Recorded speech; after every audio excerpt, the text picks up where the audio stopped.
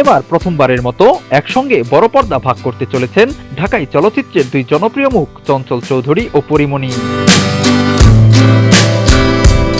রবীন্দ্রনাথ ঠাকুরের ছোট গল্প শাস্তি থেকে অনুপ্রাণিত হয়ে একই নামে চলচ্চিত্র নির্মাণের ঘোষণা দিয়েছেন নির্মাতা লিসা গাজী, আর সেখানেই দেখা যাবে এই জুটিকে।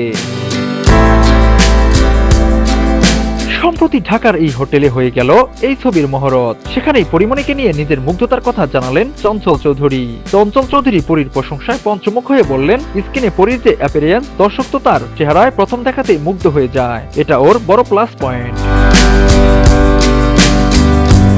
তবে শুধু সৌন্দর্য নয়, ওর যে অভিনয় দক্ষতা আছে সেটাকে নির্মাতাদের আরো বেশি কাজে লাগানো উচিত। আমার মনে হয় পরীমণিকে আরো নতুন ভাবে এক্সপ্লোর করার সুযোগ রয়েছে। তবে আলোচনার মোড় ঘরে অন্যদিকে, যখন পরীমণি শেয়ার করেন তাদের পর্দার পেছনের কিছু মজার মুহূর্ত। হাস্যোজ্জ্বল পরী বলেন, ভাইয়া চঞ্চল চৌধুরী পাশে থাকলে কি বলবো বুঝে পাই না। আজ লিফটে করে আসার সময় হাসাহাসি করতে করতে ভাইয়াকে বলছিলাম, ভাইয়া একটা যুগ পার হয়ে গেল, আমাদের যখন একসঙ্গে কাজ হচ্ছে তখন আমরা বুড়ো হয়ে গেছি।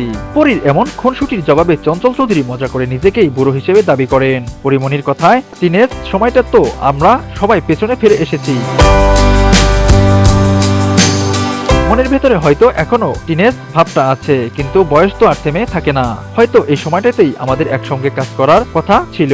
আমি চাই আমাদের এই কাজটি অনেক ভালো হোক এবং দর্শক পছন্দ করুক।